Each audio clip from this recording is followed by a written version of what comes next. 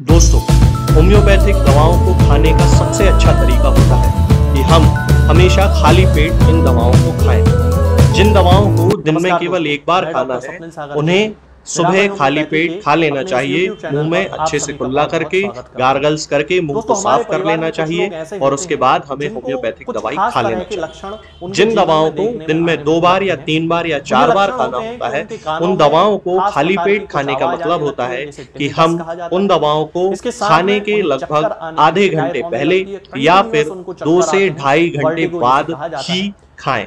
और उस स्थिति में भी हमारे मुंह में किसी भी वस्तु का, किसी भी चीज का स्वाद नहीं होना चाहिए, ना ही हमारे मुंह में किसी भी चीज की गंध होना चाहिए, जिससे कि ये होम्योपैथिक दवाएं हमारे शरीर पर बहुत अच्छे तरीके से काम कर सकती हैं। तो हमें हमेशा ये ध्यान रखना है कि जब भी हम होम्योपैथिक दवा खाएं, हमेशा खाली पेट खाएं और हमारे मुंह में किसी भी चीज का स्वाद या किसी भी चीज की स्मेल ना हो।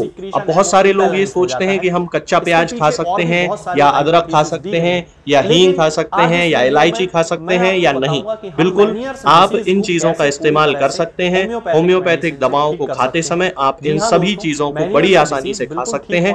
बस याद ये रखना है कि जब भी आप होम्योपैथिक दवा खाएं, इनमें से किसी भी वस्तु का, किसी भी चीज का स्वाद आपके मुंह में ना हो। यानी कि जब भी आप इन्हें खाएं तो इनके खाने से या तो आधे घंटे पहले होम्योपैथिक दवा खा लें या फिर इन्हें खाने के 2-2.5 घंटे बाद, जब कि आपने मुंह में अच्छे से कुल्ला कर लिया हो, अच्छे से गार्गल्स कर लिए हो, तब इन होम्योपैथिक दवाओं को खाएं। तो आपको हमेशा होम्योपैथी के सबसे अच्छे रिजल्ट देखने को मिलेंगे। लोग गलती यही कर देते हैं कि वो प्याज खाना छोड़ देते हैं, कच्चा प्याज, लहसुन, अदरक, हींग सब खाना छोड़ देते हैं, लेकिन फिर भी उनको मुंह में सफाई ना होने के कारण होम्योपैथिक दवाओं का अच्छा रिजल्ट देखने को नहीं मिलता है। ये होम्योपैथिक दवाएं आपको किसी भी ऑनलाइन फार्मेसी पर या आपके घर के नजदीक किसी भी होम्योपैथिक मेडिकल स्टोर पर बड़ी ही आसानी से उपलब्ध हो जाएंगी।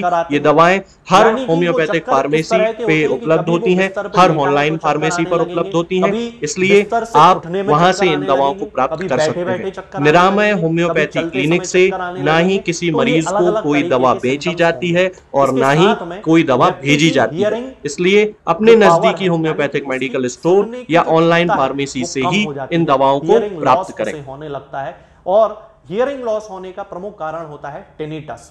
टिनिटस के बारे में मैं ऑलरेडी एक वीडियो बना चुका हूं। टिनिटस का मतलब होता है कान में अलग अलग तरीके की आवाजें आना। कुछ लोगों को घंटी की आवाज सुनाई देती है, कुछ लोगों को सीटी की आवाज सुनाई देती है, कुछ लोगों को मधुमक्खी के जैसी आवाज, हमिंग साउंड आता है, इस तरह का साउंड होता है। कुछ लोगों को समुद्र के पानी जैसी आवाज, जैसे कि समुद्र का पानी होता है, इस तरह से आवाज आना। तो इस तरह के सिम्टम्स होते हैं, ये टिनिटस कहा जाता है। तो मेनियर्स डिसीज ओवरऑल इन सभी का एक्यूमुलेटिव फॉर्म है, यानी कि इन 3-4 सिम्टम्स को मिला के जो बीमारी है उसको मेनियर्स डिसीज कहा जाता है। ये सिम्टम कौन कौन से हैं? टिनिटस, हियरिंग लॉस, वर्टिगो और डिजीनेस। ये सारे सिम्टम्स मिला के मेनियर्स डिसीज बनता है। यदि हम इसके कारणों की बात करें तो बहुत सारी हाइपोथेसिस दी गई हैं। अभी तक इसको समझने का काम चल रहा है कि बेसिकली एक्चुअल जो रीजन है वो कौन सा है। अब हम बात करते हैं कि हम किस मेडिसिन का उपयोग जनरली इस मेनियर्स डिसीज के केस में करते हैं। तो वो मेडिसिन है दोस्तों थेरिडियन। ये मेरे पास थेरिडियन 30 पोटेंसी में है, आप लोग देख सकते हैं यदि ये यहाँ पे क्लियर हो जाता है तो। ये थेरिडियन है, 30 पोटेंसी में इसका यूज जनरली किया जाता है सिम्टम्स की इंटेंसिटी के आधार पे और केस कितना क्रॉनिक है, यानी कि लक्षण कितने तीव्र हैं और केस यानी कि बीमारी कितनी पुरानी है, उसके आधार पे इसकी पोटेंसीज चेंज होती हैं। हमेशा 30 पोटेंसी का उपयोग नहीं करना है। इसके जो लक्षण होते हैं वो सारे लक्षण खास तौर से टिनिटस, वर्टिगो और साथ में हियरिंग लॉस, ये तीनों जो सिम्टम्स होते हैं ये थेरिडियन में पाए जाते हैं। तो थेरिडियन बहुत अच्छी मेडिसिन मानी जाती है होम्योपैथिक मेडिसिनल सिस्टम में मेनियर्स डिसीज को ठीक करने के लिए। इसके अलावा थेरिडियन के कुछ स्पेसिफिक सिम्टम भी होते हैं जो कि यदि मरीज को दिए जाते हैं तो वो उसकी एक कॉन्स्टिट्यूशनल मेडिसिन के रूप में काम करती है और केस को 100% ठीक कर देती है। ये सिम्टम होते हैं दोस्तों कि इसका जो रोगी होता है उसको आंख बंद करने पर ज्यादा चक्कर आते हैं।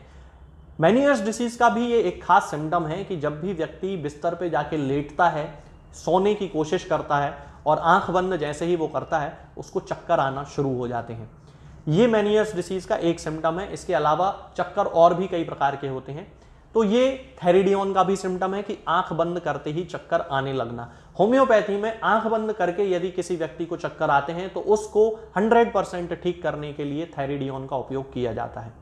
इसके साथ में ये जो व्यक्ति होता है, थैरिडियन का जो पेशेंट होता है, उसको शोर से बड़ी प्रॉब्लम होती है। मतलब कि छोटी से छोटी आवाज भी उसको शोर लगती है, और यदि किसी व्यक्ति ने उसके सामने कागज भी फाड़ दिया तो उसको कान में बड़ी तकलीफ होने लगती है, और छोटा सा उसने कोई शब्द भी तेज आवाज में कह दिया तो उसको बड़ी तकलीफ होने लगती है, उसको चक्कर आने लगते हैं। चक्कर आने के साथ साथ यहाँ पे व्यक्ति को नौशिया होने लगता है, उल्टी की इच्छा होने लगती है। बहुत सीवियर केसेस में उल्टी हो भी जाती है। तो ये एक बड़ा खास सिम्टम होता है। यदि हम इसके पेट के सिम्टम की बात करते हैं तो इसको लिवर के रीजन में, यानी कि लिवर के हिस्से में, यानी कि यहाँ पे जहां हमारा लिवर होता है वहां जलन की शिकायत होती है। स्प्लीन जहां पे होती है, यानी कि लेफ्ट हैंड साइड पे, यहाँ पे स्टिंगिंग पेन होता है, यानी कि उसको ऐसा लगता है कि जैसे उसको सुई जैसा कुछ चुभ रहा है। तो ये इसके स्टमक के सिम्टम होते हैं। बाकी के 2 सिम्टम मैं आपको पहले भी बता चुका हूं कि चक्कर आने के साथ ही उसको नौशिया और वॉमिटिंग होने लगता है। यदि हम इसके रीढ़ की हड्डी की बात करते हैं तो ये एक बड़ा स्पेसिफिक सिम्टम है जो कि पिक्रिक एसिड में भी पाया जाता है और थैरिडियन में भी पाया जाता है, और ये सिम्टम है रीढ़ की हड्डी में जलन पड़ना। ये बहुत खास सिम्टम है दोस्तों। जिन लोगों को रीढ़ की हड्डी में जलन होने की शिकायत होती है उनको थैरिडियन और पिक्रिक एसिड 2 में से ही कोई एक मेडिसिन ठीक कर देती है। इसके अलावा वर्टिब्रा के आपस के आसपास के जो हिस्से होते हैं वहां पे इनको भी स्टिंगिंग पेन होता है, यानी कि वही चुभने जैसा दर्द जो कि स्प्लीन के एरिया में होता है वैसा ही रीढ़ की हड्डी में भी होता है। तो ये जो सारे सिम्टम्स होते हैं दोस्तों, ये थैरिडियन के खास सिम्टम होते हैं। मेनियर्स डिजीज की लगभग एक स्पेसिफिक दवा है। लगभग 80% केसेस को ये अकेली मेडिसिन ही ठीक कर देती है। मैंने अपनी क्लिनिकल प्रैक्टिस में इसको बहुत मिरेक्युलसली, यानी कि चमत्कारिक रूप से इसको रिजल्ट देते हुए देखा है कि जिन लोगों की हियरिंग कैपेसिटी, यानी कि सुनने की क्षमता केवल 20-30% रह गई थी, उनकी हियरिंग कैपेसिटी को 2 महीने में ही 80% तक डेवलप मैंने केवल थैरिडियन के उपयोग से होते हुए देखा है। तो सुनने की क्षमता में भी ये, यदि किसी को मेनियर्स डिसीज के कारण सुनने की क्षमता में कमी आई है तो उसको बहुत अच्छे से ये मेडिसिन ठीक कर लेती है। यदि हम इसके डोज की बात करते हैं तो थैरिडियन को 30 पोटेंसी से हमेशा शुरू करना चाहिए, और इसकी 2 बूंद सुबह 2 बूंद शाम को पेशेंट को कंटिन्यू 15 दिन देना चाहिए।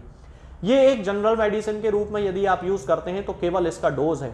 आगे के डोज के लिए मैं आपको सजेस्ट करूंगा कि किसी होम्योपैथिक फिजिशियन से संपर्क करें, उसको अपनी पूरी हिस्ट्री बताएं, फिर उसके आधार पर डोज का सिलेक्शन यदि किया जाए तो आपका जो केस है वो पूरी तरह से ठीक हो सकता है। हो सकता है कि आपको 200 पोटेंसी की ज़रूरत पड़े, हो सकता है 1M 10M इस तरह की पोटेंसीज की ज़रूरत पड़े।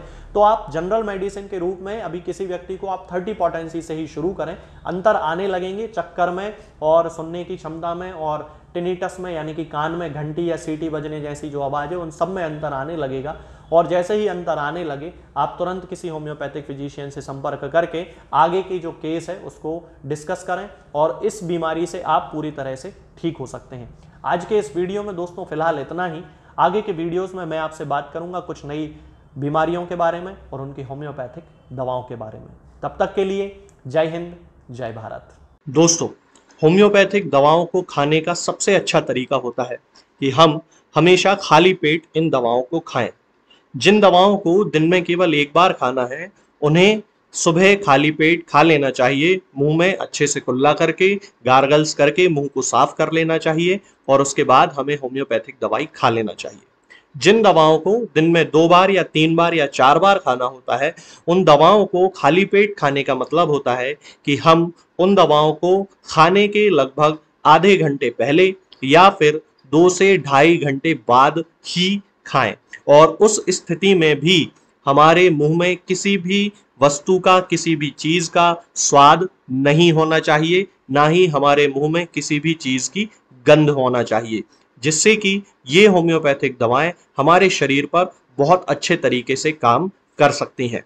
तो हमें हमेशा ये ध्यान रखना है कि जब भी हम होम्योपैथिक दवा खाएं हमेशा खाली पेट खाएं और हमारे मुंह में किसी भी चीज का स्वाद या किसी भी चीज की स्मेल ना हो। अब बहुत सारे लोग ये सोचते हैं कि हम कच्चा प्याज खा सकते हैं या अदरक खा सकते हैं या हींग खा सकते हैं या इलायची खा सकते हैं या नहीं। बिल्कुल आप इन चीजों का इस्तेमाल कर सकते हैं। होम्योपैथिक दवाओं को खाते समय आप इन सभी चीजों को बड़ी आसानी से खा सकते हैं। बस याद ये रखना है कि जब भी आप होम्योपैथिक दवा खाएं, इनमें से किसी भी वस्तु का, किसी भी चीज का स्वाद आपके मुंह में ना हो। यानी कि जब भी आप इन्हें खाएं तो इनके खाने से या तो आधे घंटे पहले होम्योपैथिक दवा खा लें, या फिर इन्हें खाने के 2-2.5 घंटे बाद, जब कि आपने मुंह में अच्छे से कुल्ला कर लिया हो, अच्छे से गार्गल्स कर लिए हो, तब इन होम्योपैथिक दवाओं